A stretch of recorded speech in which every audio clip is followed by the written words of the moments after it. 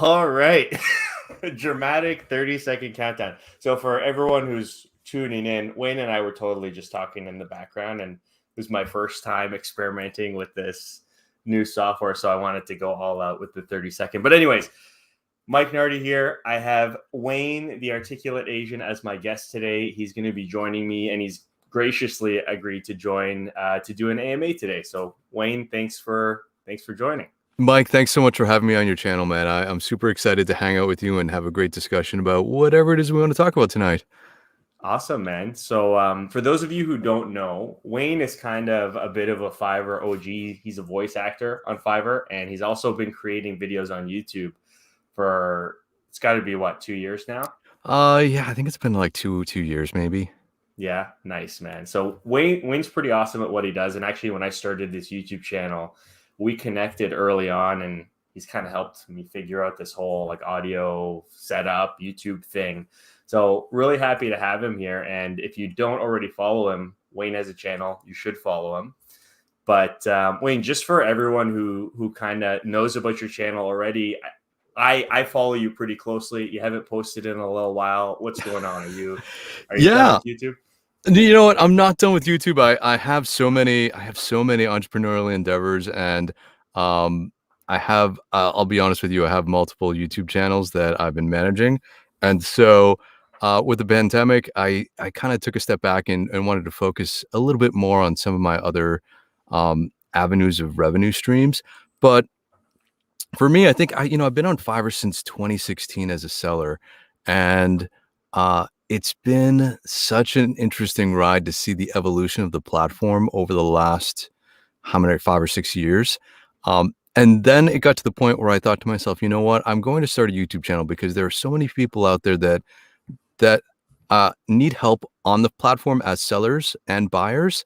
And I think it behooves all of us as members of a platform to elevate that platform in some way, right? To be the biggest cheerleaders, because Fiverr has changed my life for the better, and has enabled me to do things that I never would have thought I would be doing 5 years ago. And so if I can help some other people out there, that's great, because in the long run, it's my opinion that if one person succeeds and we help another person succeed, then we all benefit in the end, and we can all make the platform a better place for all of us.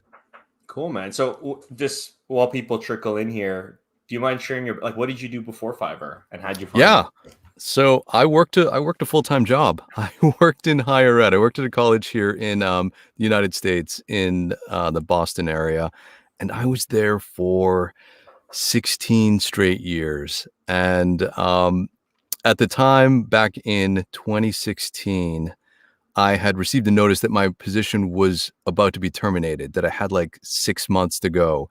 And then the future of my position at that university was up in the air. And so at that point, I have a background in broadcasting. I have wanted to do voice acting for, I did it on and off throughout the last 16 years, but nothing serious. And I said to myself, it's time for me to go full-time on this. And so Fiverr was one of the platforms that I gravitated towards and I had some success with. And then in 2017, I got a promotion at my full-time job and a big corner office. And I said, at that point, I had been on Fiverr for about a year, like 8 months. And I said, I can't commute to the city anymore. It's time for me to go. And I put in my letter of resignation. And for the last 5 years, I've been freelancing online full time. Awesome. And so that's pretty freaky, man. After just doing it for a year, that's pretty brave too. Yeah, it's in the journey for all of us as sellers, that our journey is different. And what works for some people might not work for others. It might take more time. It might take less time. It all depends on your selling category, or the services you provide, your personal experiences and ability to run your own business, right? And I think I lucked out coming into Fiverr at a time that even though the platform existed before I joined, it was still in its infancy in terms of how it was growing as an international company, as an international platform. Sure. And so I came in at the right time, and then I just made I took some calculated risks to start embracing everything that was counterintuitive to what I grew up, learning, as to have a steady job, to have a retirement, to have benefits and all of that stuff living in the United States. Yeah. Um, yeah, I walked away from it, and it was, for me, I lucked out because I had the support of my wife, Yeah. who was working full time at that point, and she said, you know what, go for it, because if it means that you're happier, you're doing something you want to be doing, and you're able to spend more time with the family and doing the things that you actually want to do in life instead of commuting to the city and working 40 plus hours a week, it's all good. And then, funny enough, after I left my job, my wife left her full-time job about a year later to start her own business. And so currently we are both self-employed individuals. Nice, man. And so, yeah, it's just, it's been a whirlwind. And I thought to myself, you know what? I can't, I have to tell other people, like, encourage them, because there was so much negativity around the Fiverr platform about that Really? time. People were just kind of not taking it as a serious freelancing platform. People didn't think you could actually earn a full-time income on the platform, that the services were just not professional. And I Mm. said, I need to, do my part in trying to change the perception of that, um, for my benefit and for everyone else's. That's interesting you say that. So when I joined Fiverr, I'm obviously much newer to it than you are, but 3 years ago, I had the kind of experience that nobody really knew what it was. Like everyone who I told about it in my day to day didn't hear about it. And then the people who did were kind of super positive about it because they had heard some people had made some money on it. So, I mean, was this negative perception because of the whole, $5 thing? Like, yeah. Yeah, Okay. yeah, totally. I think it totally was, right. And even now they're still trying to shake that $5, um that $5 thing. It was it was so strongly embedded, right? But It's at a the cool same, idea, but like, it's just, it commoditizes things that should be more valuable, right? well, I think what it is it kind of, at a time where there wasn't anything like it on the internet, it was like kind of a social experiment, right? What will people do for $5? What will people sell for $5? What kind of platform can we build? And then the realization that it actually turned into a significant, platform for freelancers and people buying services online, right? I mean, the ease of use for going online and finding something or someone to do something for you, it's it's so easy that you Yeah. think to yourself, why would you even have someone on staff that does this in your company when you can literally just outsource certain facets of your business, um, to not just one but two people or three or a team of people. Yeah. That's it, it's interesting. I mean, I'm curious to see where it goes. Last year they had a Super Bowl ad run. For those of you who are not in North America or don't watch football, Super Bowl, huge event, obviously. Super Bowl ad is like $5 million for like 20 seconds, and Fiverr ran an ad. So that's like a far cry from where they were when Wayne started, which is awesome. But Wayne, before we continue, I just want to go into the chat. Some people are popping in. Yeah. So we got Richard Rahil, hey there, Make. A little typo, buddy. Brad C says, hey, Wayne. What's going on, Brad? How are you? Well, he also asks or says that drink looks delicious. I'm just drinking water, buddy. My Yeti. Keep it nice and cold for the stream. I don't know if Wayne's boozing, but No, I got some, like, some herbal tea to give me a little bit of an energy boost, I think, because okay. it is 10 p.m. our time. Yeah. And and as I'm getting older, I'm like, man, I was I thinking need that about doing shut eye. coffee, and I strategically picked the time because a lot of people who watch this channel are overseas, so it would be like early morning there, 10 p.m. Eastern, which is both of our time zone, and then like Yeah. 7 p.m. on the West Coast. But it's to your detriment, apparently. So sorry about that, dude. No, it's Uh, it's all good. It's all good. It's as long as it wasn't 10 in the morning, because I am definitely not a morning person. yeah, especially with this the freelance lifestyle. If you don't have to wake up, why would you? Exactly. Wayne, Golden Child, what mic are you using? Sounds awesome. Oh, thanks. My mic of choice is a Lewitt LCT 440 Pure. It's by a company. I think they're an Austrian company, and they make some great microphones. They're super clean, super transparent. There's not that much noise in them, and I use it for all of my live streams on all of my channels, and for all my voice work too. And the best Cool. part is that this mic, it's only $270, and Really? so So I'm gonna ask you too. Actually, I just totally butted in. How does this compare to those Shure mics? That there's like these SMB7s or Oh yeah, some SMBs. 7Bs. Yeah, they're Yeah. well, uh, when we dive down the whole rabbit hole of microphones, there are lots of different varieties, whether they be XLR, whether they be USB, whether you need an interface, whether it's just plug and play, whether they're cardioid, whether they're condenser microphones or they're dynamic. There's a whole gamut of different things. The popular one, SM7B, is that you'll see in a lot of podcasts. It's a dynamic mic, and so you can get really close up and it rejects a lot of extra Mm, noise that you cool. might have.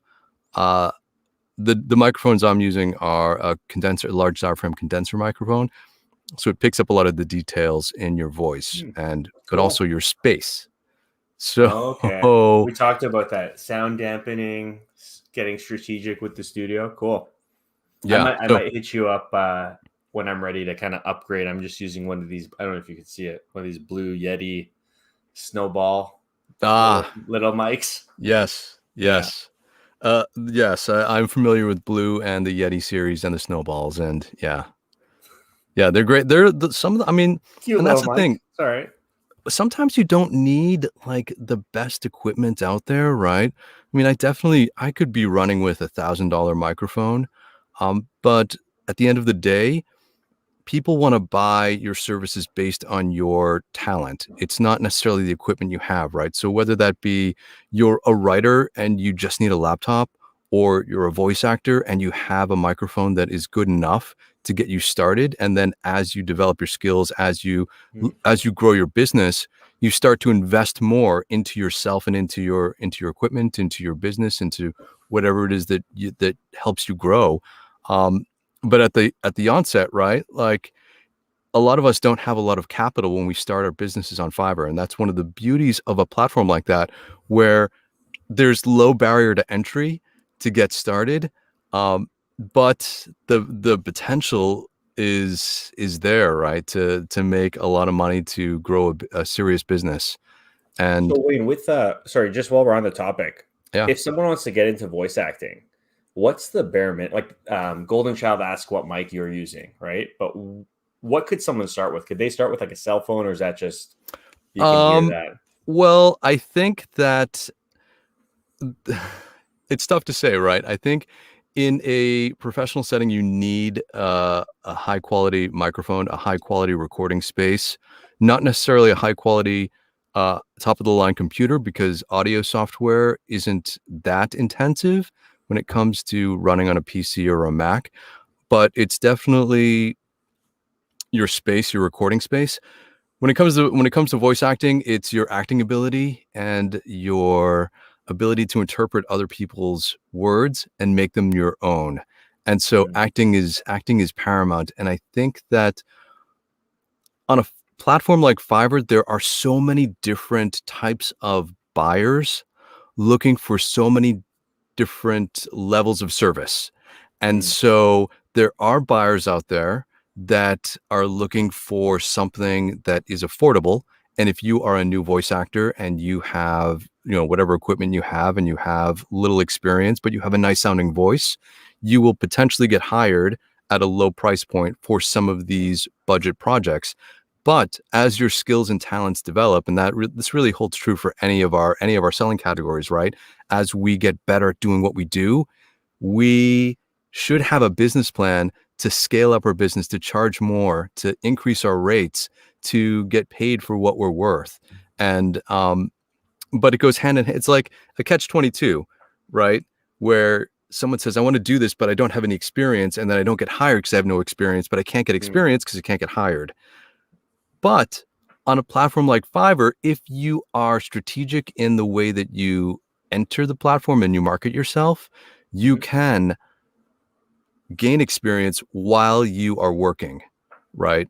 while you're making some money, whether that be, a side income, and then you're essentially getting paid to learn and to train and to do that work. And then as time builds up, your skills get better and better. Cool. Good tips, man. So anyone trying to get into voice acting, I think the message here that I got, so you have a good voice, you know how to act, you could probably start on the lower end of the spectrum, price your stuff a little lower, quality expectation will be a little lower, will help you get started. Is that Yeah. a accurate summary? And I think that there's so much work out there, that there just isn't enough. I don't know. I know that I personally turn down work on a regular basis because I don't have. I focus on a specific niche and a specific sound. I don't necessarily like to deviate from that, and I don't have the time to do large projects too. And so, in a Fair day and enough. age where everyone has a YouTube channel, every company has a YouTube channel, and every company is trying to produce regular content, that typically means that they employ a video editor, someone creating content, a voiceover. And then once you become the voice of a brand, there is this big pain of disconnect to find someone new. And that's really the same with anyone, right? Like when you start forming working relationships with repeat buyers, that's where you start building your business, because it's one thing to get jobs, it's another thing to create relationships. Yeah, good. That's a good point. Cool. Thanks for the answer, Wayne, to me and Yeah. Golden Child. We got Abhinav says, "Hey Mike and hey Wayne." Abhinav, thanks for joining, man. And we actually got a super chat already. Brad C. Hello, Mike and Wayne. Your videos are so great in helping me start my Fiverr business. I love you, Brad. I love you too, man. Thank you. Awesome, Brad. So glad that you started. Yeah, Brad, if you want to hit us up, what do you sell on Fiverr? Or what do you do as a freelancer? Do you have a specific creative talent? But yeah, sorry, Wayne, I cut you off. No, I was just saying that, I think starting is the hardest thing, right? To take that first leap to actually create a gig and then to post it and to put yourself out there. And I remember what it was like when I first started, and I was like, man, I don't even think anyone will ever find me or buy my services. And then you get an order, and then you get another order, and then things just start going. And so, yeah, I think it's an exciting time right now, especially, to start freelancing online. I think there's never been a better time. Yeah. The best time is always right now, is what I tell new people. It's like if you're just learning about freelancing, you got a little bit of imposter syndrome, you're a little bit worried, you don't know if you have the skills. You just start, you figure it out as you go if it's for you. And like Wayne says, orders start trickling in. It kind of happens really fast. And I'm sure, Wayne would probably say the same. Once you start getting that momentum, you're like, wow, how did this happen? It's been like 3, 4, 5 months. And I never imagined I'd get one order, let alone 20, 30, 40, 50. It's great. Just start, pull the trigger, commit to it though, and take it seriously is what I would say. Yeah, that's a really great tip, because I think that a lot of people don't. I mean, there's a wide range of people selling on a platform like Fiverr, right? There are people like me who use it as a substantial platform for their income, and there are other people who still work 9-to-5 jobs that are using it for side income. And we all have different amounts of time to dedicate to our Fiverr businesses, right? If you're working 40 hours a week in a regular job, you might only have 2 hours a day after you get home from work to fulfill orders, to work on stuff, to create new gigs, to make gig videos, to do all that stuff, right? Whereas someone like me who doesn't work a full-time job, I could ostensibly dedicate 40 hours to my Fiverr business. I don't now, but at one point I did, right? When I was trying to grow my business, I thought of it as, I'm going to put 40 hours a week into my Fiverr business, and whether that be writing new gig descriptions, creating gig videos, researching, looking at pricing structure, learning about how to be an online entrepreneur, learning about pricing and learning about negotiation. crafting descriptions and other things that are compelling uh and yeah. Takes So time, man. but that's what I did, right? I took it seriously. And that's kind of what you're up against when you think about other sellers in your category. Even though your services may seem the same, you don't know how much work other people are putting in. And so you kind of, if you're taking it serious, you kind of have to assume that other people are also taking it serious, that they're putting in a lot of effort. And that shows in your gig videos, that shows in your Yeah. gig descriptions, that shows in your frequently asked questions, that shows in your, sample materials that you're putting out there. It shows in your profile bio. Yep. Well, man, like put it this way, you mentioned there's other people taking it seriously. I always tell people who are kind of dragging their feet in Fiverr, listen, if you were going to spend $100 on something on Fiverr, you were talking to two sellers, and one sounded like it was like a full-fledged corporation, and one sounded like a teenager kind of doing this between, school and soccer practice. Who would you hire?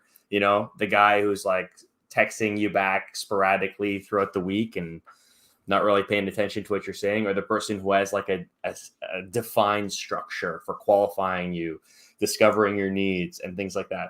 Obviously you go with the one that's taking this more seriously. So that's an awesome tip. And I'm happy you kind of dived into that, because I think there's a lot of people out there starting to sell on Fiverr that could probably make a lot of money, but don't, because they treat it like, I'll just try it out. I'll sign up. If a couple orders come in, they come in, but you have to actually be intentional about it and treat it like a business. Yeah, totally. What happens is I think the mentality and the way that the Fiverr platform is structured, it seems passive. It seems like you create a gig and then you just wait and then It just someone will come happens. along and order. Yeah. But the reality is that you need to be actively creating multiple gigs, actively tweaking your gigs periodically to see what works, looking at your analytics, gathering data and information to see what is selling, what's converting, how many clicks. You don't need to be super detailed in some of those data points, because when I started, they didn't have any data.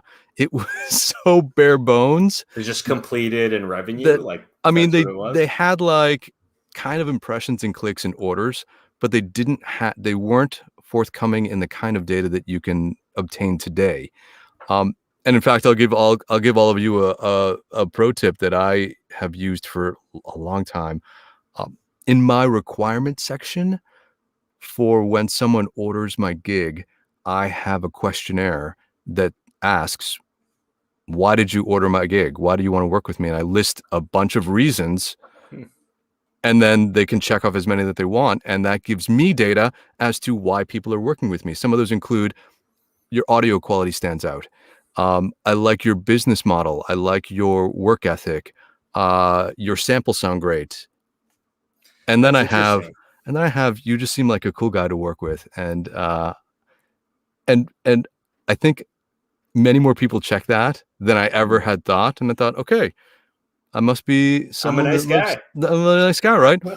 But that's really the secret to a platform like Fiverr in 2021, right? When there's a sea of sellers out there, it's about differentiating yourself from the Yeah. crowd. It's not necessarily about competing with regards to your skill set or ability, because in some selling categories, we're Everyone does what you do. Yeah. yeah, like everyone does what you do, and it's hard to show how much better you are at something to someone, a potential buyer, that doesn't know the difference, right? Good If point. someone showed me two logos, I wouldn't know the difference between logo A or logo B, like in terms of how much work went into one or the other. Sure. Yeah. And So when sure, just before we move on, that yeah, question you ask in your requirements, not only does it help you differentiate at that stage, but I would imagine you could use that to create more targeted or niche down gigs based on common answers you get. If people say, hey, Wayne, we need your specific sound for this industry, like let's say automotive commercials, and they say, hey, of every 100 orders, 20 of them say they think I sound great for automotive. You can now niche down and create a gig targeting, car commercial voiceovers, for example. So that helps you stand out, because and you mentioned certain skills and categories are kind of commoditized, where like If you're doing logo design, unless you're like Nike's logo designer and you're like just a visionary, the Andy Warhol of logo design, you're designing a logo based on the specs a small business owner is probably sending you. But what separates you? Maybe how you handle the information gathering, how you do your follow up. It's this type of stuff that Wayne's talking about. Like even something as simple as a unique requirement gathering question that maybe no one else asked that shows that you're taking things a step further and carrying that much more. That'll help separate you regardless of how similar the service is. It's a Yeah. good point, Wayne. I mean, at the end of the day, people hire other people, right?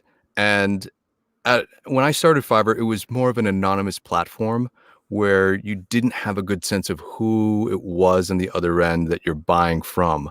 But I think that today, in a lot of categories, if your personality comes out, if a potential buyer can see you as a human, as someone that they'd like to work with, that can only benefit you, because that makes that bond even stronger, right? It's that human connection that gets someone to buy from you instead of someone else. Yeah.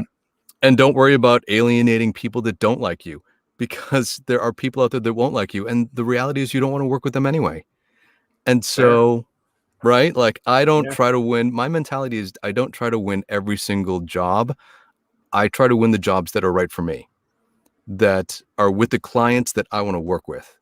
Not Yeah. every single client, not every single person that comes across my profile, because uh because I can't be a fit for everyone, right? No. And it might hurt you if you try to like wedge yourself into a situation that you might not succeed in, even if it's just personality. Like maybe they want to work with you a certain way and you're like, I don't know, man, that doesn't really align with how I do it.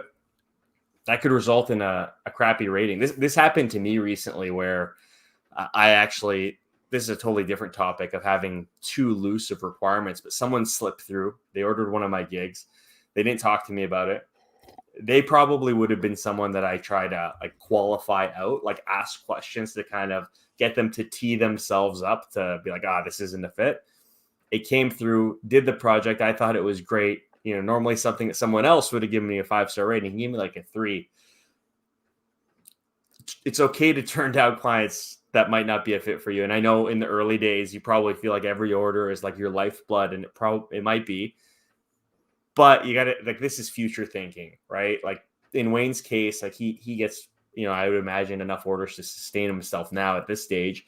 But even at the beginning, when you're not, if you notice something doesn't align with either what you're good at, how you like to work, maybe you guys are just clashing, it might be more fruitful for you in the long run to turn it down and wait for an order more suited to your skills or way of working than to just try to make it happen. Because I know a lot of new sellers just do try to make it happen. They just try to say yes to everything. And it can hurt you. Like nobody likes a yes man in some situations, or yes gal, whatever. But that's a great point, Wayne. Yeah, along those same lines, I think one of the downfalls for any new sellers for the new sellers out there is that they try to they might price your gig. You might price your gig at a lower price point, and then try to do the amount of work that's appropriate for that price level. Whereas in my mind, I think, okay, if I'm going to provide a discounted rate to build my business, Do I the best want work. to exceed the expectations of Yeah. whomever's buying, right? Because it's like that. I liken it to Amazon Prime Day, right? Where everything on Amazon goes on sale and it's significantly cheaper. And the compelling reason for us to buy them is that they're on sale. But the quality and what Still a we're good looking product. for, yeah, maybe it's good enough, right? And then every so often you get that gem on Amazon Prime Day. You're like, oh, I got this and it's so awesome. And I can't believe I paid this much for it, right? And Yeah. so that's kind of how I think new sellers should approach their pricing Mm-hmm. and their perspective on how they're working, right? Because you're not working for an order, you're working to build a business Yeah. that will sustain you 6 months, 8 months, 12 months, 2 years down the road. Exactly. Yeah, that's a great point. Like the starting at $5 thing, you in your head you shouldn't be delivering something that you think is worth $5 of your time, because for most of us here in Canada or the US, that could be 20 minutes of your time, 10 minutes. If it's something that takes 3-4 hours to do a really good job at, you should look at that as almost like a marketing expense where you're doing something for $5, and it might suck if it takes you more than a couple of minutes to do it, but that's your sweat equity to get that 5-star rating, potentially get a repeat buyer that maybe if they, let's say this buyer needs stuff periodically throughout the year, they do 5, 6, 7 orders with you, say, hey man, listen, I'm upping my prices. That was my introductory rate. This is the new price. If they stay with you, they stay with you. But if not, you got all those ratings and experience learning how to interact with buyers. So that's a great point, Wayne.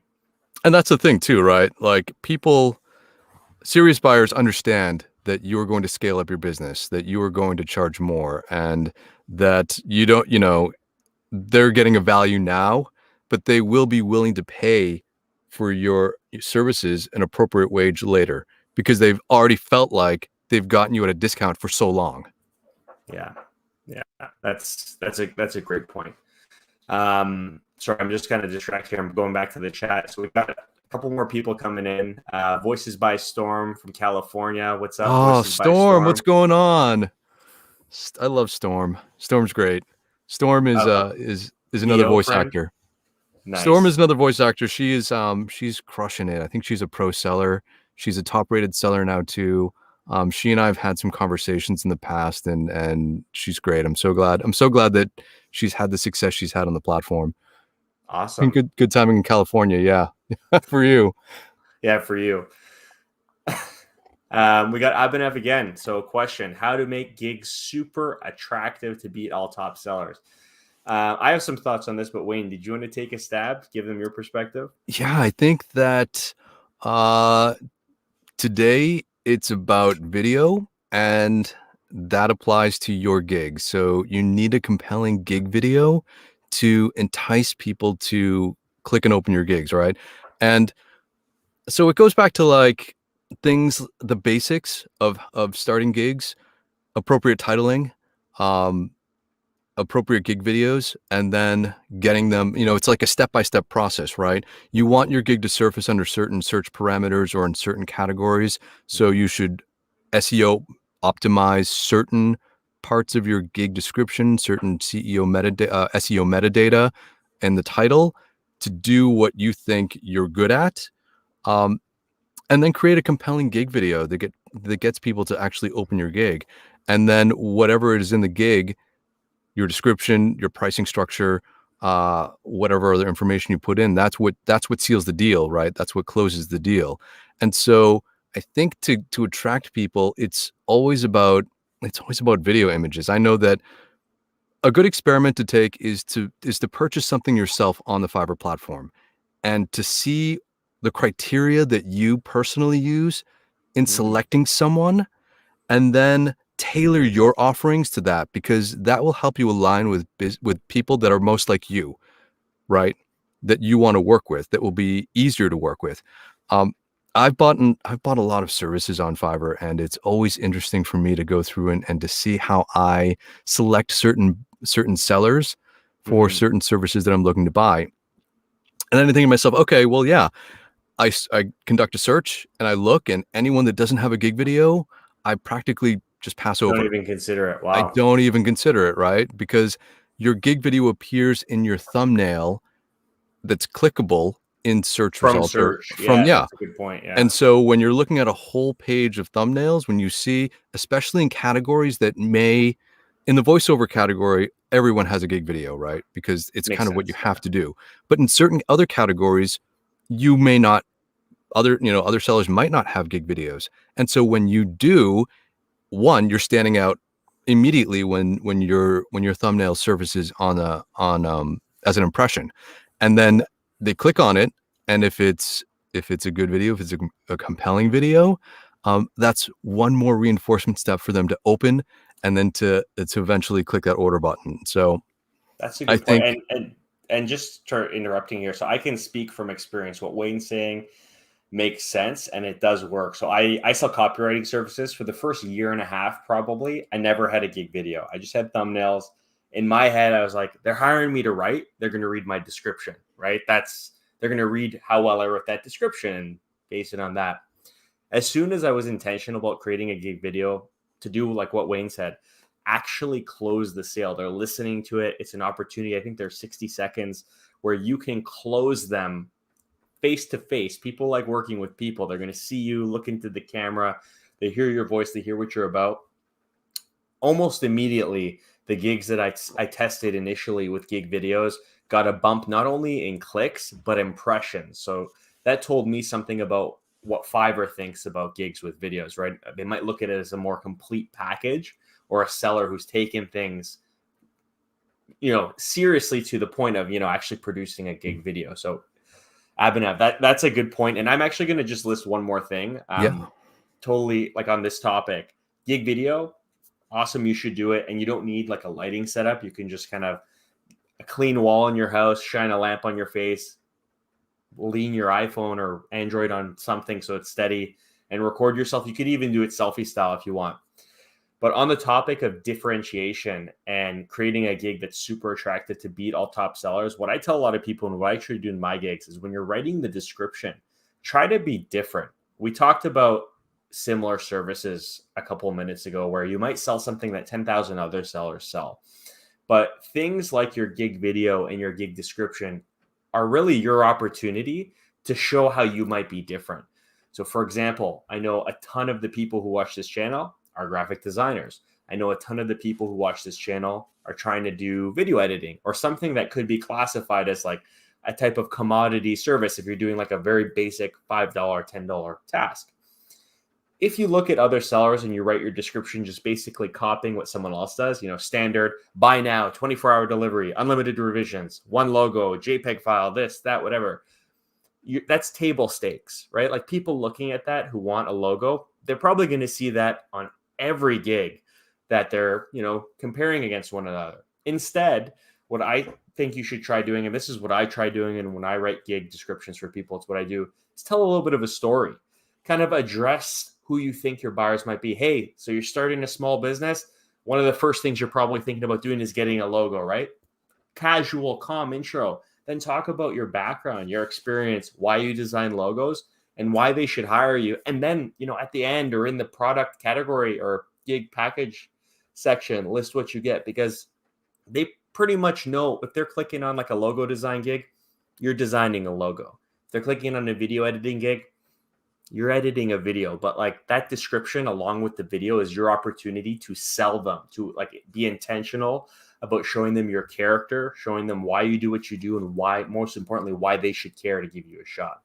So Wayne, I just had to come in with that because that's important to me. Definitely. I think that, I did a lot of research early on with other sellers in my category to see what they were doing.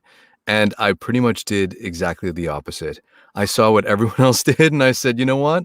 I'm going to do something different, because from a buyer's perspective, right? You're clicking through multiple gig pages and you're, like you said, you're reading the same thing over and over again. And then you come to something that is different and refreshing. And then you're like, this stands out. And then they heart your gig page. And then, you're in the short list.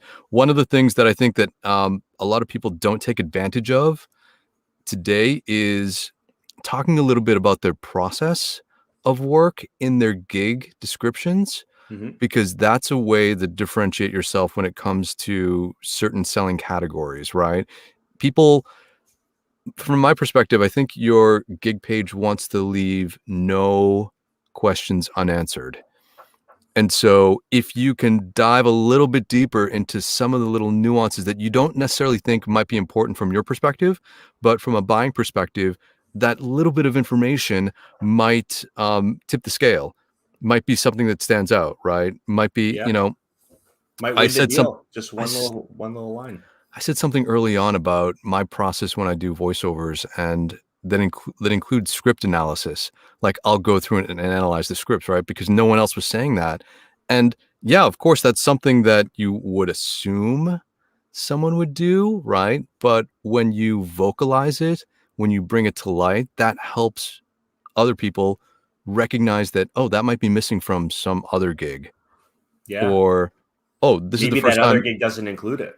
Yeah, or Also, they this other just person, disregard it. I mean, when Fiverr first started, literally in the voice acting category, people would take the script and read the script once and then send it off. And that Just would be a rough it, read. because that's they were getting paid $5, right? And they're like, I'm going to spend 5 minutes on this. I'm literally going to read the script out loud. And that's fine if that works for the client, if that's what they're looking for.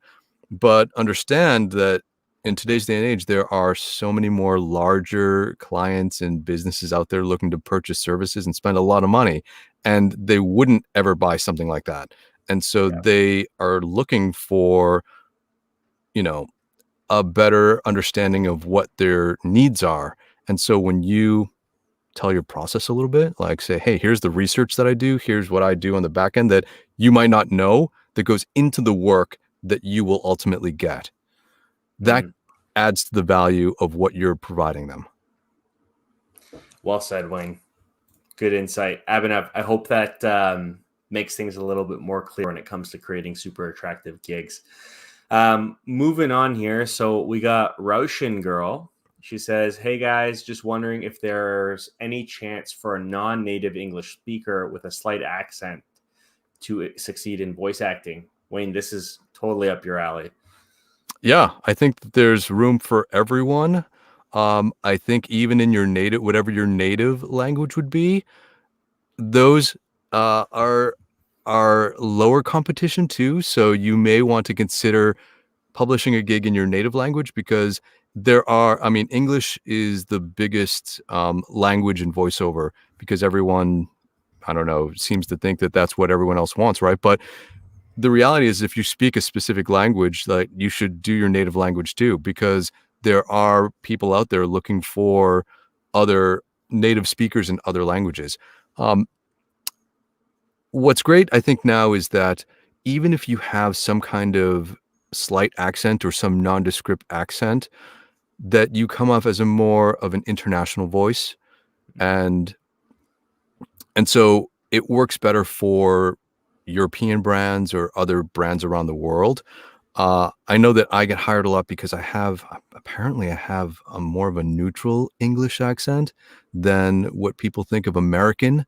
Sometimes people in Europe might think of American as like a Southern accent or I a can see Texas that. accent, and You got a that's very not how I neutral sound accent. like. So yeah, but I think that there's jobs out there for everyone. There's room for everyone, and um, you may not get the same kind of volume, but that just means that you need to increase your rates to compensate Mm. with your quality and the amount of money you're making, instead of going for like a volume type of business model. Cool. Awesome. Wayne, your old friend Voices by the Strum says she was able to ditch the day job in January. Chatting with Wayne and some of the tips on his channel help with that. Wayne, that's probably the best shout out you can get about making YouTube content for Yeah, Fiverr. Storm sent me an email the other day, and she told me that, and I'm like, man, it's it's funny, because I don't think of, I made videos, and I'm just trying to be the best dude I can be, and help other people out there. And I never thought of myself as someone that was inspirational. And I know Storm will get this inside joke, because I get hired a lot to do this inspirational kind of sound, and it stemmed from me creating a bunch of different YouTube channels, and I kept getting the feedback that I inspired someone to do this, and I inspired someone to do that. And I thought to myself, man, that's like the most powerful thing you could do, right? To inspire someone else to do something, to take action, to make a positive, effective change in their life. And so I created a voiceover gig that said I'll record an inspirational voiceover. And that's I've like seen that one. it's like my best-selling gig, and people hire me all the time to inspire people. Hey, man, I know you're laughing because you sound like a pretty modest guy, but that's amazing. If you can do that, that means people think you're genuine, and that's what they're looking for. So, dude, that's Yeah, awesome. and I think authenticity, especially in today's day and age of the internet, is the best way to go. Because I grew up at a time without the internet, and so when it came along, putting your name out there, putting your face out there was something that was like, what are you You're doing? Why would you want to, crazy. yeah, why would you want to do that?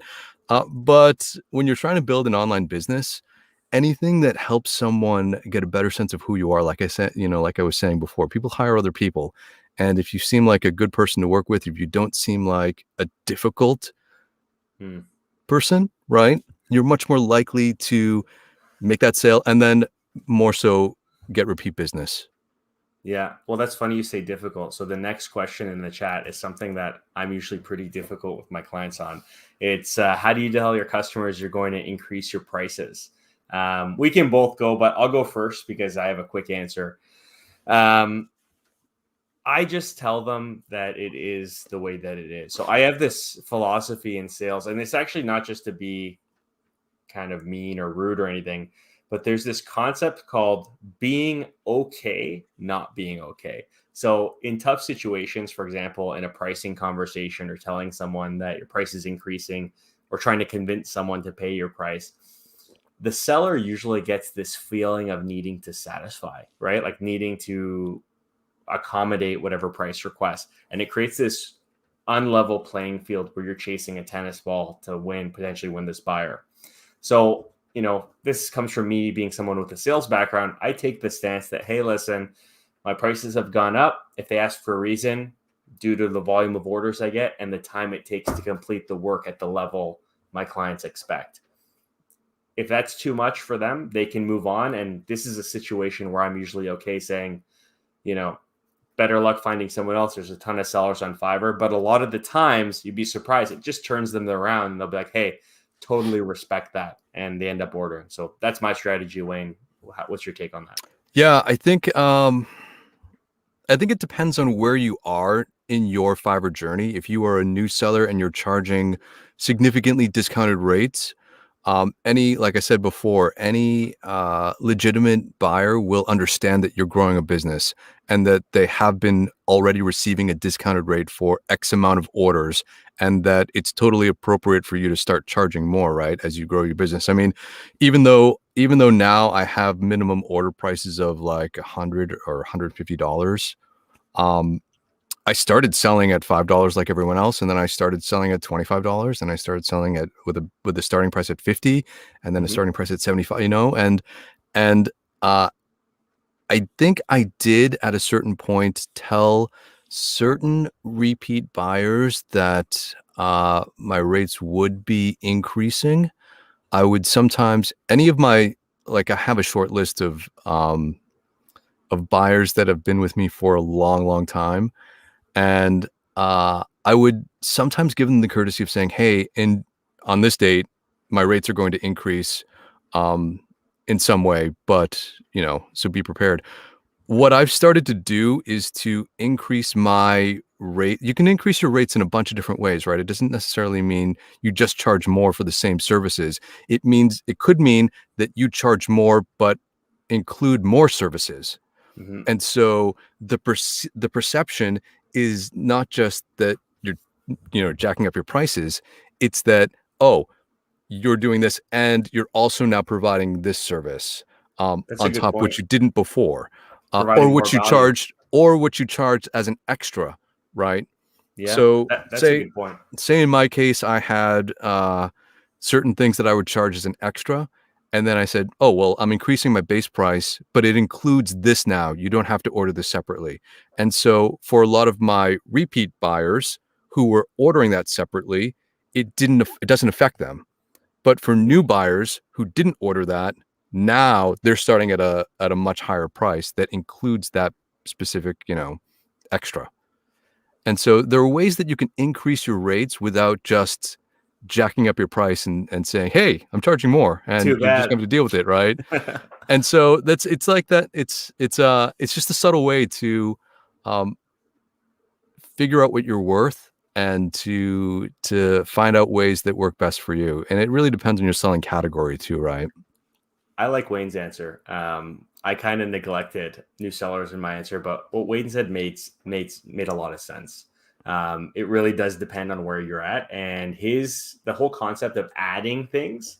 So adding more value that might not necessarily mean you have to do a whole bunch more work, but just providing more to your client is a lever you can pull to increase your prices. And I I think mean, that's a good approach. I personally charge a lot more, but for me, I leverage that by saying I don't do a lot of work. So you know that when you order from me, I'm putting in a lot more work into your order than potentially Mhm. other sellers who are trying to crank out 5 or 6 or 7 orders a day. And so my ideal is like Quality. 1 order a day. And I'm like, yeah, I'll spend the time that I want to spend on your 1 order. But, you know, and for me, it's at a certain point, as a voice actor, you may feel like you are saturating the internet with your voice, because then people are like, "Oh, I hear you here. I hear you there. I hear you there. I heard that guy there." And then you become a commodity, right? And so for me, I'm like, I don't want to do that. So if I take less jobs, that's one way that I can leverage my services more, right? You don't hear me on every other YouTube ad that you're watching on YouTube. That'd be cool So though, I have to say. Cool. Good answer. This, I don't know how to answer this one. Nana says, great content. I'm glad to see this chat. I haven't been seeing buyer requests for more than 2 weeks. Is it normal? So I don't always check buyer requests, but Wayne, do you have insight on that? yeah, I don't, I have to admit that I don't know the ins and outs of the platform as well as I used to, based on my own personal usage, because when you get to a certain point in your selling career, you stop utilizing certain facets of the platform. And for me, buyer requests is one of those. I haven't answered a buyer request in I can't even say how many years it's been. So I don't know how the buyer requests work from Fiverr standpoint anymore. I know that you do have a limited amount that you can answer within a certain time period, and I Yeah. do know that it's based on your selling category. So whatever Yeah. your specific selling category is, factors into how many buyer requests you may or may not receive. Yeah. Um, but it's hard to say.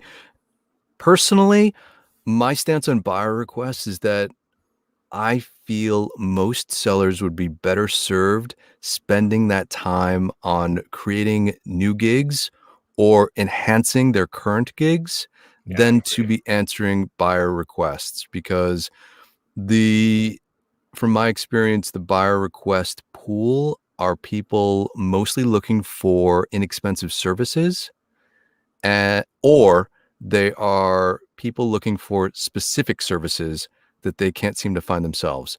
And so the likeliness that you'll be able to fill that specific service is low because it's so focused. Yeah. Um, but as a new seller, like, I always think to myself, you may be much better served putting in that work to create additional gigs or tweaking or making enhancements to your current gigs that will those positive actions will lead to more orders in the future. Yeah. Good point. I would also say, I think I've been pretty vocal about being pretty against buyer requests for the reason Wayne pointed out. Like, you're getting people a lot of the times, the mindset of people posting these buyer requests is it's a fight to the bottom, right? And for a lot of us, that's kind of unrealistic. And also, you're competing against a bunch of people just charging the lowest prices. However, it's a tool available to you to try to influence orders. Instead of buyer requests, I actually recommend, if you have the time and a little bit of get up and go, think about the types of customers or companies that might want to hire your service. Make a list of 100, 200, 300 of them in your area or that you find on the internet. Go on their website, contact them, and let them know that you're a freelancer. And you can even link them to your Fiverr gig. I actually have a video about this where I recommend that you drive that traffic to your Fiverr gig, because if you're getting all these people from off the platform, you're teaching them about Fiverr, they know you're a freelancer and they order from you, you're stacking the deck in your favor when it comes to ratings and potentially getting some repeat buyers down the road. So think of it as buyer requests that you do. Like, you're finding them, you're basically prospecting. It's sales prospecting. But I mean, it's the same concept of buyer requests. You're pitching them your services, except they just haven't told you that they need anything. But this is where you kind of through having an understanding of where you can offer value to different companies. You identify companies that you know might need your services and offer it up as, hey, I'm cheaper than having someone on payroll, or I might be cheaper or a better job than someone that you've hired in the past. If you're looking to try someone new, I could be your guy or your girl.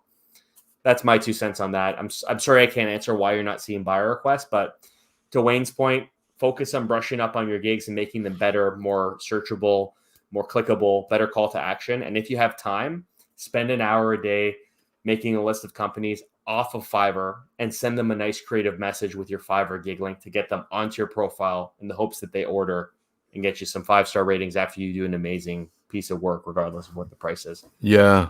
I think that if you do answer buyer requests regularly and they're part of your, business strategy to grow your Fiverr business, what I ended up doing when I first started out was to differentiate myself in some way. Like, that's the running theme here, right?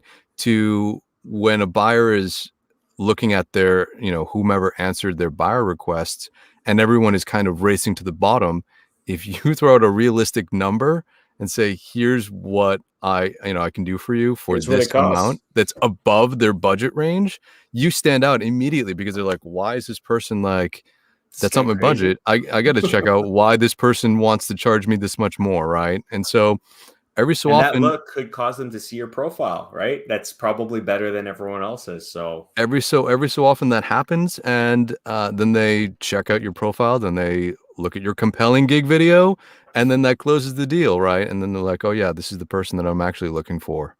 I like that one. That's a good point. All right, moving on here. Sorry, guys, just trying to get to the chat as quickly as possible, but we got Wayne's killing it with the answers here. Oh, I'm so sorry. I love No, talking you're about doing this a stuff. I great love job, hanging man. out with everyone, and yeah, I'm so sorry. I'll go a little quicker. No, Wayne. I love this, man. This is fantastic. Adigoke. Hope I pronounced that right. I have been on Fiverr since 3 months, and I haven't been able to get an offer yet. Any advice for me? I think this kind of is in line with what Wayne and I have been saying. If you're selling on Fiverr and you figured out kind of where you can offer value, focus on making the things that you can make better. Your profile picture, your gig images, your gig video, your gig description. If you can honestly look at that and compare it to some of the top sellers in your category and say, I stack up, I can compete with them, I would say wait. Like, don't change them, but maybe do some of this other proactive stuff. Create new gigs, reach out off the platform, use buyer requests, post on your social media, tell friends and family if they know anyone who might need this service to recommend you. If you feel your gig is created in a way that's optimal, it's kind of up to you to put in the reps to try to, influence that as best you can. What do you think, Wayne? Yeah, I think that I get, I see this comes up so much, right? I get this comments, the same kind of comment on my channel all the time. I set up my gig X amount of days ago, X amount of weeks ago, X amount of months ago, X amount of years ago, and I haven't gotten my order yet, right? And I think part of it is that we as sellers really need to have a critical, analytical mindset when it comes to self-evaluation and to take a real hard look at ourselves, who we are, what we're really offering, what our gigs are like, what they are actually, the message that they're actually conveying. Because and I know it's so hard to do that when it's yourself, right? And I have the same problem with my own stuff where I put something out and I'm like, oh my gosh, this is awesome. Why doesn't everyone think this is awesome? And then I let 2 or 3 weeks go by and I revisit that and I'm like, oh, now I see why people think it's this when I really intended it to be that.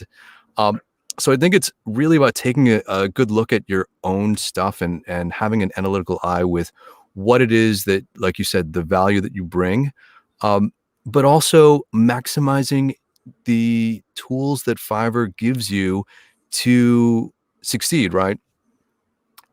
Fiverr wants all of us to succeed. Fiverr wants all of their sellers to crush it. Fiverr wants everyone to be, because it just makes more money for everyone, right? Yeah. That's the bottom line, that Fiverr doesn't want to have gigs that don't sell. And so they give us a whole bunch of different tools in order to do that. And so if you're not taking advantage of a strong title, if you're not taking advantage of your SEO metadata, if you're not taking Mhm. advantage of literally every single available word that you can put into your description, or your frequently asked questions, or uploading samples of work, right? Then you're kind of losing opportunities that Fiverr is giving you, and um, any clicks that you get potentially are wasted because you're not Mhm. maximizing what you potentially could be doing to win a buyer. And so a lot of people say to me, um, I've optimized all of my gigs, I've done everything I can. Can you look at my gig and tell me what's wrong? And then I will, and immediately it will be something like, their profile picture, I can't tell what it is, or I don't Mhm. know, I don't see who they are as a person, right? I don't trust that they're an actual real person. Or I've optimized my gig, but they don't have a gig video. And they say, well, no one in my category has a gig video. And I'm like, well, that's probably why That's you why you should should have do a it. that's why you should have a gig video. Um, or stuff like that, right? Or there'll be a copywriter, and then there'll be grammatical errors in their description. Mhm. Oh, And that's one I see all the time. Or right, someone like who's not really a good copywriter, and the they're yeah, the reality is that when a buyer is looking to find a service, they have a short list um of sellers that they're looking at, and then they will disqualify them for any reason, right? They're looking for reasons to not buy from someone. yeah. And so, oh, this one has a spelling mistake. All right, that's it. Because you're putting a lot of trust in just a description and an image and a video, right? So, Yeah, guys, and if so you if look through it with a fine tooth comb and you're finding stuff, they're finding stuff. And to Wayne's point about looking in the mirror and looking at yourself and really being analytical, it's tough. So get a friend to do it. Send your gig to your mom, dad, sister, brother, friend. Tell them to take a look at it. Tell them what you're trying to sell, and don't say anything. Let them give you feedback. See what they have to say, and if they point something out that you miss, fix it. Yeah, I think that's some good advice. Although I will be I will preface it by saying sometimes some people in your life are just there to tell you that you're great, They, and they don't really give you the constructive criticism that you may need. yeah, But that having a fresh set of eyes that's not your own on something um, can never can always give you a different perspective, and can oftentimes be helpful in pointing out things that you have overlooked. yeah, fair, good point. Adekoke, I hope that was a acceptable answer. Thanks, Wayne. I love your insight. Oh, this is a fun one. So, Abhinav, how many orders do you both get a week? Wayne? How many orders do we both get a week? I so when I was talking about data early on in the stream, and keeping my own data points, I track everything myself. I don't rely on Fiverr for something, so I have a spreadsheet where I track everything by day: how many orders I get, how much they are, how much commission I pay to Fiverr. I also track how much time I spend a day working on Fiverr orders. And because I have a formula to make a certain hourly rate, and I want to make sure that I hit that target. And then I collate all this information monthly, and then quarterly and annually. Um, Nice. so I can tell you that in any given month, I will only get 30 orders. That's the average that I shoot for, and that's about what I get. And that for me varies like seasonally, because there in my category there are busier times and slower times. And so some months I'll get, close to 60 orders, and some months I'll get closer to like 25 orders or something like that. But for me, I like to look at my business in a much broader time frame, whether that be monthly, quarterly, or annually, because I Mhm. know that I've been on the platform for 5 years now. So I know that any given day, any given week could fluctuate with some great difference. But Yeah. yeah, I generally try to get one order a day. But Keep you busy. yeah, but then remember, my Fiverr journey is a lot different than most, in terms of how long I've been on the platform, the rates that I charge and the services that I provide, and what monetary goals I'm looking to do, right? So I think that, yeah, I get No, about an order a day. that's great answer. I actually do the spreadsheet thing as well, but you take it a step further. So I've never thought about targeting a specific hourly rate. I'm always just like, I track the minutes to complete, money after Fiverr's 20% cut. And my goal is just how do I optimize this to keep making more per hour? And I feel like I've kind of, for the services I offer, I've kind of peaked. But yeah, I get about 30, like this, I would say 25 to 30 a month. However, like you said, it's over the month. Like I'll have, like last week, I probably did 1 or 2 orders. And this week, 2 days ago, I got 5 all in one day. That's kind of the nature of Fiverr. And to Wayne's point of like tracking things monthly, quarterly, annually to get a feel for what your volume is, it's important to kind of, at least, you don't have to maybe go as in depth as having a spreadsheet, but at least understanding what your volume looks like will help you accurately set delivery timelines on your gigs. Because in my early days last year, I think early 2020, COVID hit. It was like actually about a year in. I wasn't expecting a huge spike. And there were some months where I was getting like 35, 40 orders. And I'm not like Wayne, where this is my side hustle. So it became like evenings and weekends were kind of a nightmare for me. My girlfriend really had to, she was putting up with a lot of stuff that, let's just say, she wasn't too thrilled about. We'd be watching the movie and be like, holy crap, I have a delivery in 2 hours and it's a huge project. So I'm at that point as well where I've tried to bring down my order count per month. And when I say 30 orders, I'm assuming my orders take far less time than Wayne. I'm talking 30 orders that can range from 10 minutes to 40 minutes to complete each order. So for me, if I have 10-minute orders to bang out one week, that's very doable. And that's kind of what I'm aiming for so that I don't overtake other aspects of my life with Fiverr, which is important, right? Regardless of whether you're full-time or side hustle like me. But what I will say is if you're concerned about orders, or, if you're an early days seller and you're trying to constantly build it up, I would say you should track everything, because that'll give you the data where you can make decisions of, hey, if I tweak my price lower, I can increase the volume of orders. I might make more money that way. And if you have the time, that might be something you might want to do, as long as it's at an hourly rate that you're happy with, and vice versa. Like me, I've pretty much been raising my prices consistently over the last 2-3 years. And then I became a Fiverr Pro seller, which forced me to raise the bottom even more. And it's kind of helped me build this equilibrium where I know I'll get like Wayne, an order a day over the course of a month. But I've kind of priced myself into this realm of being able to really manage that with my current time commitments outside of Fiverr. So 30 a month for me, 30 for Wayne. Yeah. But yeah, it really depends on your selling category. It really depends on your rates. It really depends on a whole bunch of different factors. And you can, whatever your business model that you pursue, whether you want to do volume work or whether you want to do more high priced work. I mean, Fiverr's structured now that you can do that. Before, it was a race to see how many orders you could complete, because everything was $5, right? Like legit, it was $5. And so that's how some of these long-term sellers have been able to build up what seems like impossible rating numbers in the Tens thousands of and thousands. thousands, Yeah. because they were doing so many $5 orders, right? And getting so many reviews.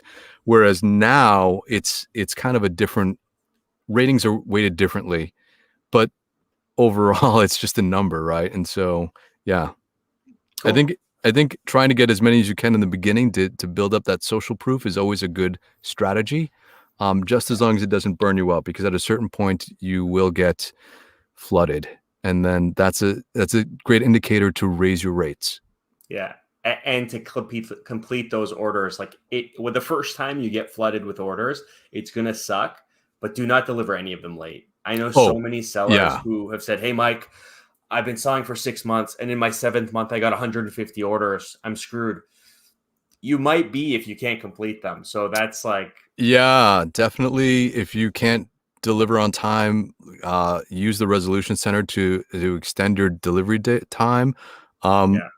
Go on vacation mode or out of office mode to turn off your gig if you are overwhelmed, because there's nothing worse than delivering late. That will seriously negatively affect your Fiverr profile.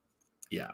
So happy we covered that, because a lot of people have been bitten by it and they're like, I was getting the orders. What am I supposed to do? And it's like, especially if you're one of those 24-hour delivery people, that's going to be a pretty caffeinated 24 hours. Let's just say that. All right, Brad. My friend asks his gigs on Fiverr to pay him outside of Fiverr to save money. Is that a bad idea? Dude, that is the worst idea. Here's my stance on that. A lot of people look at the 20% and they're like, why should I give Fiverr 20%? I'm doing all the work. Listen, Fiverr has built this massive platform that is spending tens of millions of dollars, probably a week or a month on marketing to drive people to the platform. They manage payment processing. They have a CRM that you can message your buyers in. That's something that costs, hundreds of dollars a year. They help you advertise. They have learning resources. They have email marketing. They're a business that is catered towards helping you make money. That 20% is your marketing expense to not have to host your own website, to not have to buy your own payment processor, to not have to, manage your own orders in a CRM system. That 20%, it seems like a lot, but if you take people off the platform, that's how Fiverr makes their money. And Fiverr is a publicly traded company. They need to make money. They don't like that. And if you say anything in a Fiverr message, chat, Skype call, I'm sure they're all recorded, all their Zooms now, you're going to get burnt, and there's going to be no coming back from that, in my opinion. Fiverr's got a good thing going, and if you can find success on it, do not bite the hand that feeds you. Yeah, exactly. I think that you're right on with all of your points. Fiverr is out to help you, and people complain about the 20%, which seems steep, but at the same time, I think to myself, they provide you with so much. Now, personally, Fiverr only accounts for I would say maybe 60% of my overall revenue that I make a year. So I can tell you that, yeah, when you pay Fiverr 20% and you don't have to send invoices and chase clients for money, Do it yeah, with a smile. that's worth it, especially when they're getting those clients for you, right? When they're generating that work for you, when they are Yeah. putting you out there in front of people that you may not be able to put yourself out in front of in the first place, right? Um, I do think it's hard for me because I think there is a big discrepancy between certain sellers receiving certain um, paying Fiverr Fiverr a lot in commissions, but still receiving the same kind of customer service that some other sellers receive that do not pay as much. Yeah, I feel that sometimes. It's hard for me because I know that I Fiverr takes a lot of money out of my commissions, but at the same time, you know, they, like Mike said, they're putting out marketing for us, and they're building the brand for us, um and it's a lot of work to do on your own if you didn't use a platform like Fiverr. And plus it just helps you sleep better at the end of the day, being an The ethical money's in business person. escrow, basically. Yeah. Or yeah, to be ethical. I was gonna say it makes me sleep better knowing the money's locked up. Oh, That I don't have to chase them. Yeah. yeah, you don't have to chase it for money, but as a business person, Yeah. you're conducting your business in an ethical Yeah. way. Yeah. That's And important. so that's important to do, especially if you're looking at the long-term um goals of building a Fiverr business. Yeah. And just before we move on, Wayne mentioned chasing invoices. So in the business world, if you've never sold something, you usually give someone payment terms like 30 days to pay, net 30, net 60. It's very rare that they pay within those terms. And there's really not much you can do, especially as a freelancer selling what I imagine to be not enough value to take them to court. You're just waiting for invoices. So Fiverr really eliminates that issue. So just saying that's fantastic in my books. I fortunately have great off-platform clients myself personally, but yeah, you hear horror stories of people just not getting money, right? Because they're chasing clients that they're working with directly, whereas a platform like Fiverr, has those built-in protections. And so, Yeah, it's good. Pay the 20%. Moving on. Um, and if you don't like Voices. if you don't like the 20%, increase your rates to Yeah, compensate for exactly. that, Increase it right? 20%. But So, then if you're sad at the new rate, then this is a different issue. Voices. Just commenting that she thinks some sellers linger way too long at low prices, fear of losing sale. Quality supports a steady price increase to it. I agree. From my early days, like when I started, I was doing $5 for an email. The first like 2 or 3 pay bumps, I was expecting a huge dip in orders, and I actually got an increase in orders. And I think that has to do with perception. I think they perceived me to be a more quality seller. So if you think you're valuable, they might too. And that'll definitely help you raise your prices, make some more money. yeah, and I think that people, it's tough because on a platform like Fiverr, everyone looks at other people in their categories like competition, right? Oh, I'm competing against this seller. I'm competing against this seller. I think of them more as my colleagues, and I refer business to other people that I, see and know on the platform all the time. And I think to myself, if we all raise our rates, we all raise our rates. Like we all make it better we all make more money. So I see no reason why people should be afraid of raising rates, especially if Yeah, there are set the successful. standard. A Yeah, rising tide raises all ships. If yeah, all people in your category start setting the bar a little higher, it'll become more of the norm, and you won't have to. Fiverr won't be like a flea market where everyone's just trying to nickel and dime you. It'll be more, yeah. value based, that's the goal, right? It's better for both buyers and sellers. Yeah.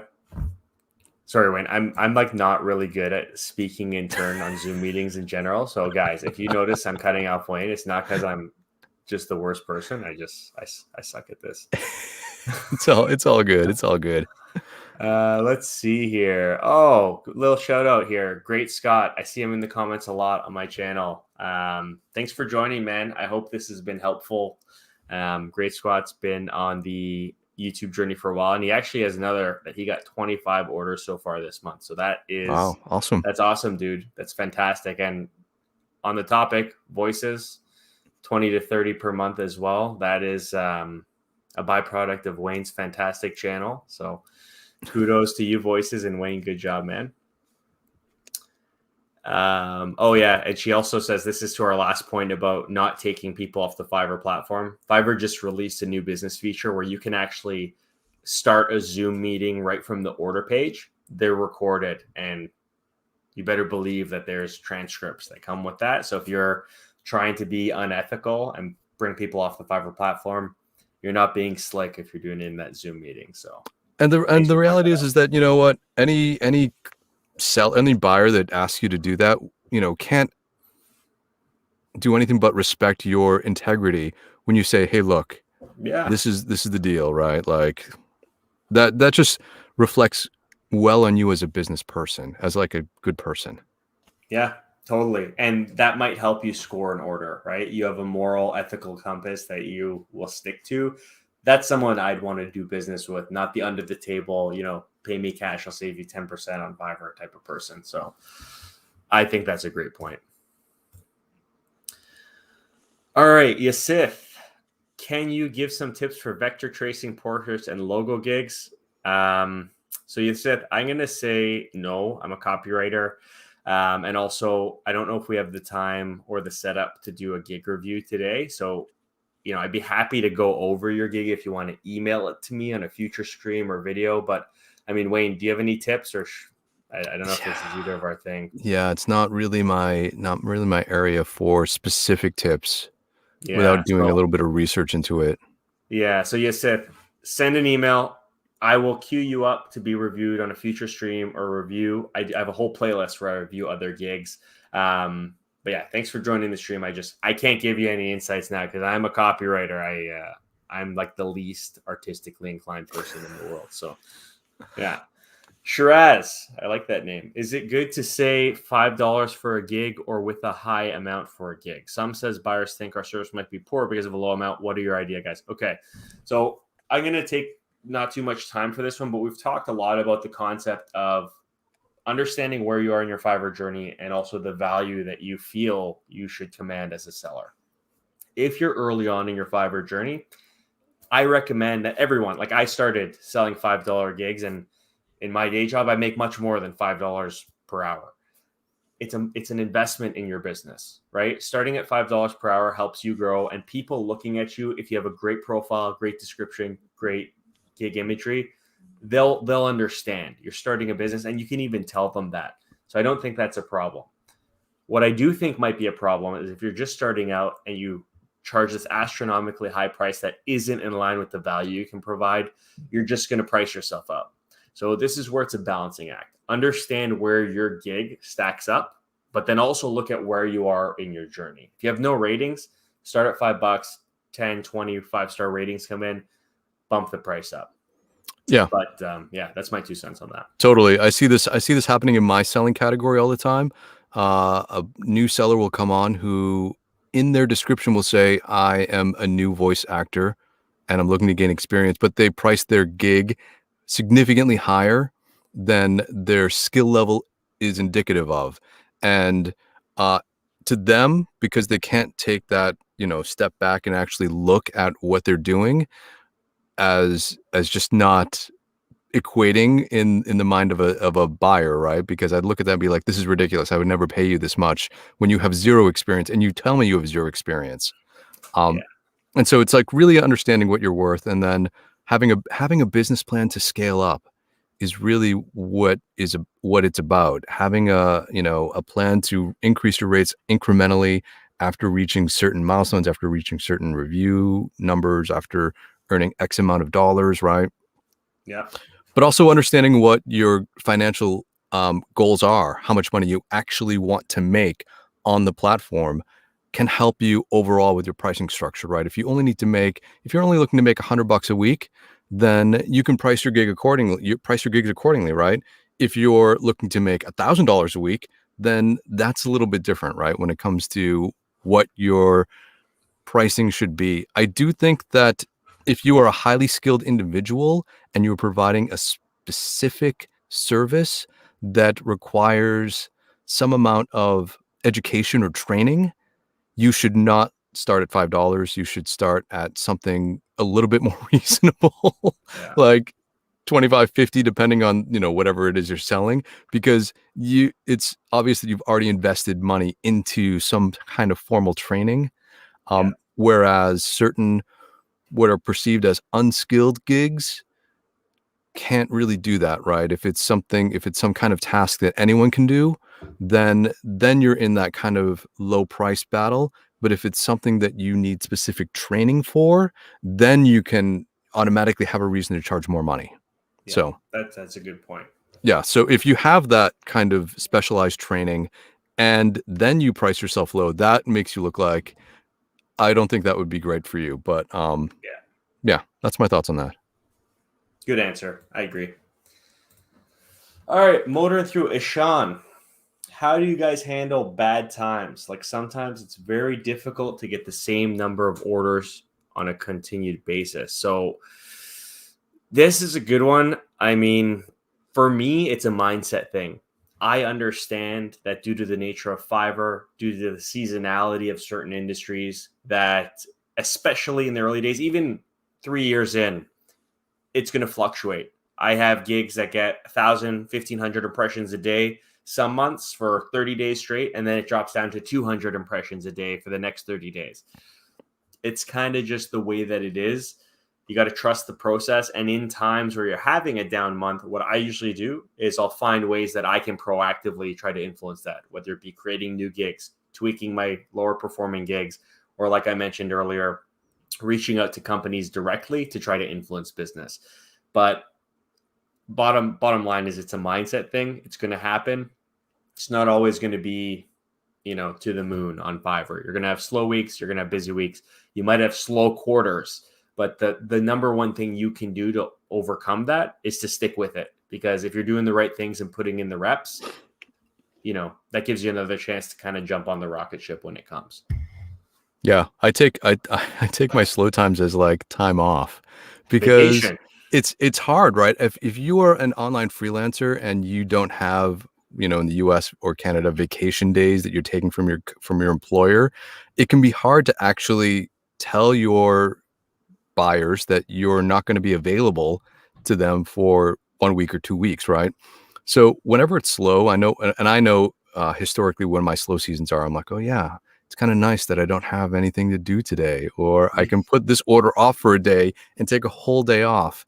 And so, like Mike said, it's a mindset thing, right? But I've been on the platform long enough to know that over the long run, things will even out for me. If it's different, if you're a new seller and you're trying to build your business, that's when you need to continue to do those active things to grow your business, like creating new gigs or tweaking your gigs or things like that. So, Yeah, good answer. Mindset, man. Sean, don't give up. Stick with it. It'll get better. Wayne, 5-minute check. I know I booked us to 11:30, but do you think we could go a little over? What do you think? yeah, probably a Yeah, little lower. Yeah, just got a couple more I want to get through. There's some really good ones here. yeah, sounds good. Cool. Appreciate it. Adekoke says, in making a gig video, do I have to make a video of myself talking about my gig, or should just make videos on my gig description alone without showing my face, probably like a presentation? Just off the top of my head, if you can get in front of a camera and you can kind of sell yourself, I would go that route because it's more personable. It'll help you stand out. And nobody, like, I've been in a ton of meetings at work and in business situations. I pretty much fall asleep after like 2 slides of a presentation. So people typically don't respond well to just being spoken at and having words on the screen. What do you think, Wayne? I think that it depends on your level of comfort with being, putting yourself out there, and depending on what services you provide and what selling category you're in. From my perspective, as a potential buyer, I think you'll be lucky if someone watches your video for more than 10 seconds. Truth be told, Yeah. people are clicking on videos and they know within the first few seconds whether or not they want to continue with, investing their time into watching the rest of it and or clicking on the gig. And so you want to front load whatever gig video you make with the most compelling reason as to why someone should continue on pursuing this relationship with you, right? Because you know that they're just going clicking on thumbnails, watching gig videos, stopping and keeping going. Um, so whether or not that is you appearing on camera or you're inserting your gig, your profile picture, if it's of you, um, recording a little bit of a voiceover or doing something, if it's like a slideshow, if it's something like infographics, I think it has to be eye-catching and it has to look professional. If that's the case, because there's a certain level of, I don't know if it's expectation, but we have a certain standard of when we watch certain videos, right? And so if it's something like an infographic, we know what we want that to be. If it's something like someone talking to the camera, we have a different expectation of what that means, right? And so we can get away with doing that on our cell phone to some extent because, yeah, people watch YouTube videos of talking head stuff all the time. But Mhm. so it really depends on what you're trying to sell. It really depends on what your message is. But I think that overall, um, if you have a solid gig video in a category that does not typically have gig videos, that it puts you in a different category, whether or not, it differentiates you in whatever way, whether that's be good or bad. And if the buyer doesn't like your video, that's okay because you don't want to work with them. Exactly. Good point. All right, Wayne. So just to be respectful of your time, we'll go through 2 more if that's cool. Yeah, yeah. Yeah, cool. So first one, Olo Wokere.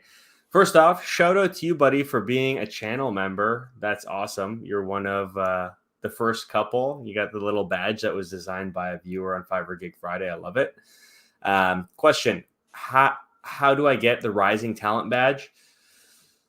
So I actually don't know. My hunch is that it's a combination of you doing good work and the back end surveys that Fiverr sends the first couple buyers you get. Sometimes they'll send an email saying, hey, how did you really think they did outside of the 5-star rating. I think it's, if you're doing good there, they might have some systems in place on the back end that suggest whether you might be a good fit for rising talent. Wayne, do you know? Yeah, I don't know. I don't know exactly how they assign that. And the truth is, we don't know as sellers how the Fiverr platform works in a lot of different aspects, right? Yeah. And so instead of thinking about this or that, as a seller, what I did was focus on what I actually have control over. And that is doing the best work I can. That is going 110%, right? That is providing exemplary customer service that goes beyond what my buyers would expect, whether that be taking care of something that other, say, for example, this happens all the time. Um, in my category, someone will ask for a certain revision that some sellers charge extra for that I don't, because I provide more of a high-end white glove service that includes some things that other sellers in my category might nickel and dime a Yeah. seller for. And so by going above and beyond and providing a better experience, um, like Mike said, there are those back end surveys that Fiverr sends out that people are like, oh yeah, here's what I really thought of this seller. Here's what my experience really was that aren't public. And so by doing the best work you can, that's the best that you can do to influence things that are out of your control. So, Good answer. yeah. And yeah. Good answer. I hope that was satisfactory, man. Basically, do your best. Don't cut corners and always look to make your client happy. It's can't go wrong there. All right. Last one for the night. This is an interesting one. So I made a video about this. It's from Bit Byron. He says, hey, Mike, what do you think about LinkedIn Freelancer? So first off, Wayne, have you heard of LinkedIn doing freelancing? I heard of it. I saw your video on it. I have not explored it. I have not explored LinkedIn as much as I should. It hasn't been it was never a platform that I liked when I had Yeah. like a full-time job. And so I don't use it. I know a lot of other voice actors who have had success using LinkedIn as a platform and as a source, but I know that they are now starting their own freelance Yeah. aspect, Marketplace, portal I guess. side Yeah. market. Yeah, yeah.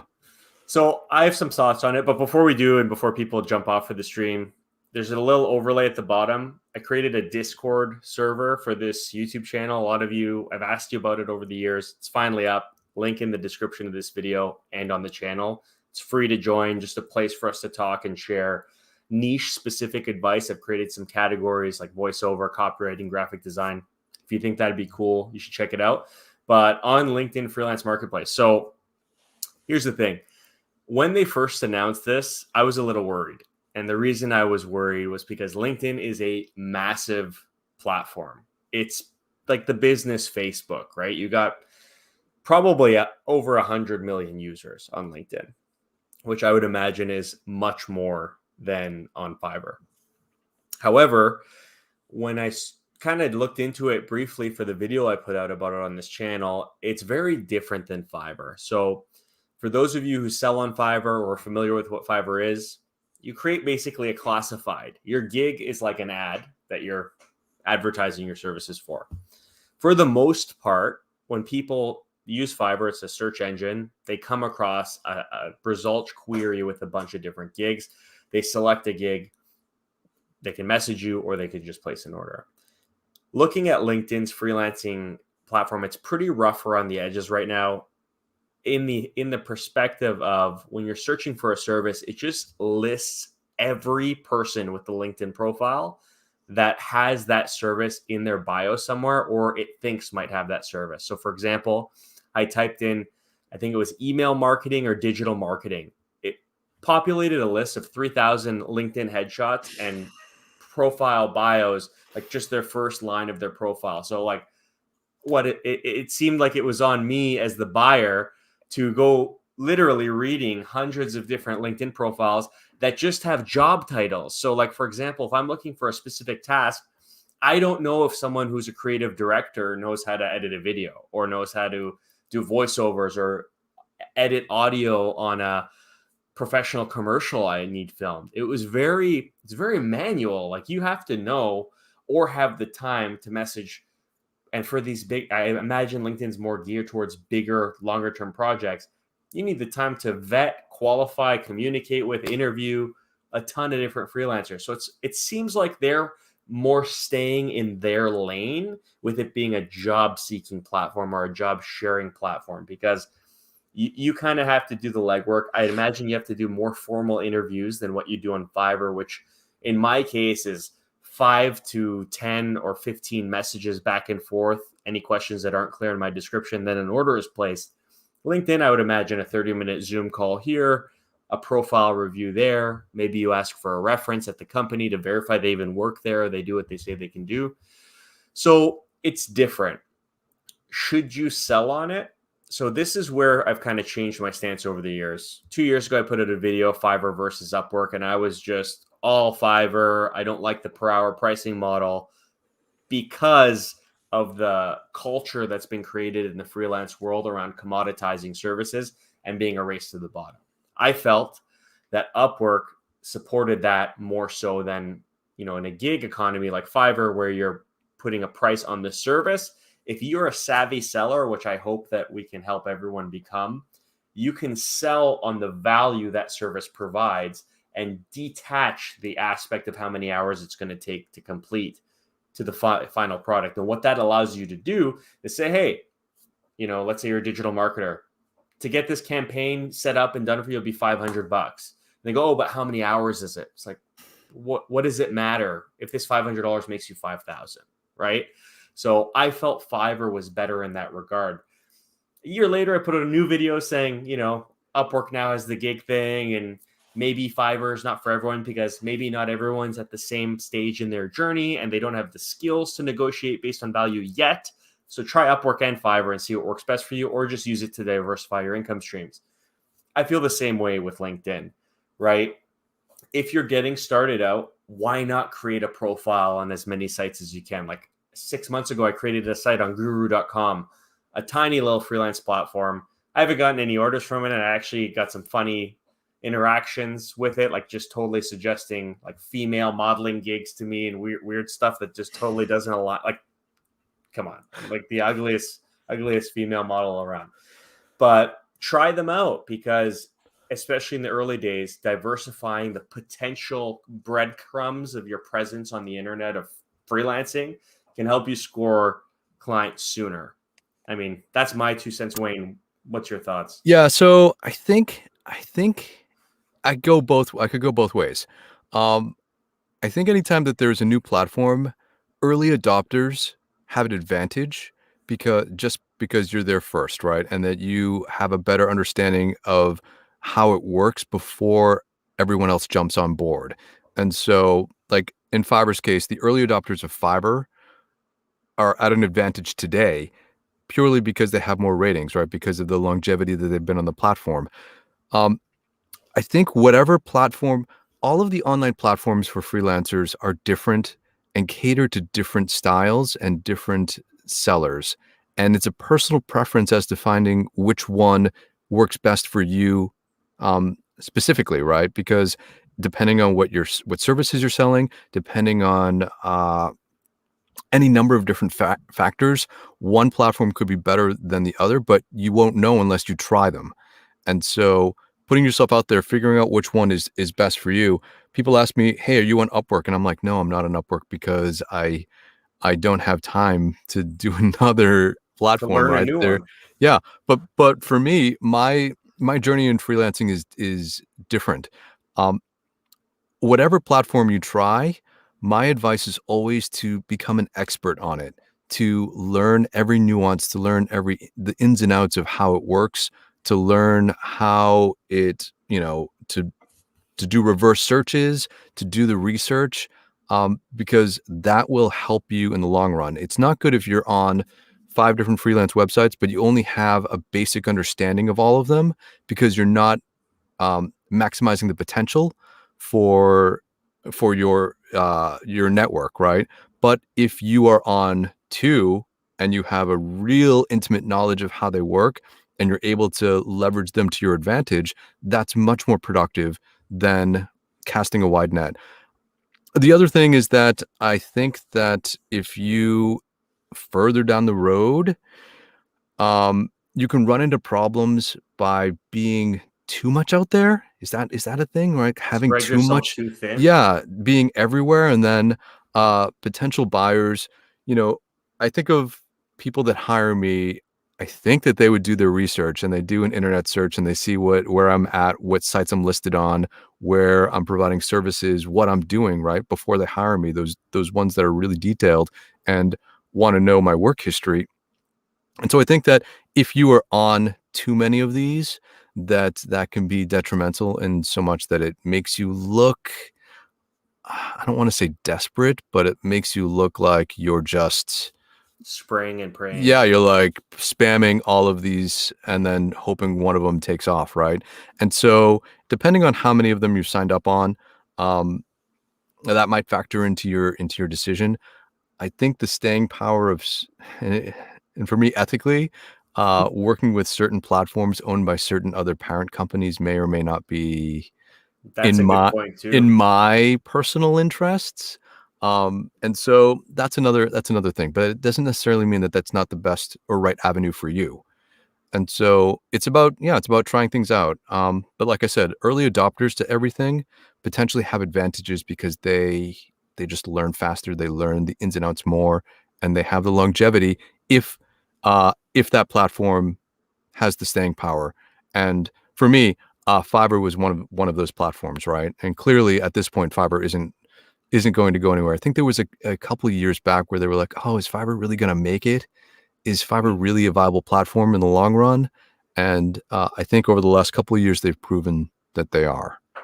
Yeah, I would say the front runner too. Like they're pretty much, I think, making the biggest splash right now.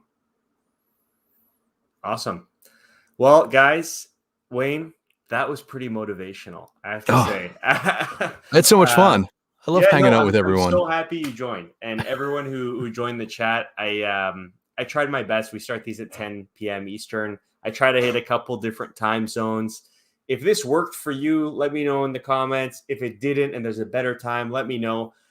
I'm just kind of winging this based on what I think would work for most people. But I mean, Wayne was gracious enough to lose sleep to do this tonight. It's almost midnight where we both are. So, Wayne, thank you so much for joining. Everyone in the chat, thank you. I saw a couple of you have already joined the Discord server. If you'd like a different avenue to get more in depth and talk about Fiverr and improving your skills, and I created a server about difficult buyer help. We can kind of bounce ideas off of each other. This is just another way that I'm trying to make myself available and also use all of you because you're all pretty smart, savvy Fiverr sellers at this point to help each other, share some tribal knowledge, work on tough situations. And that's what streams like this are about too. So, Wayne, you're a legend, man. I really appreciate you coming on. I've had you on before, and it's always a pleasure. Guys, Thanks so we're much going to for having sign me, off. Mike.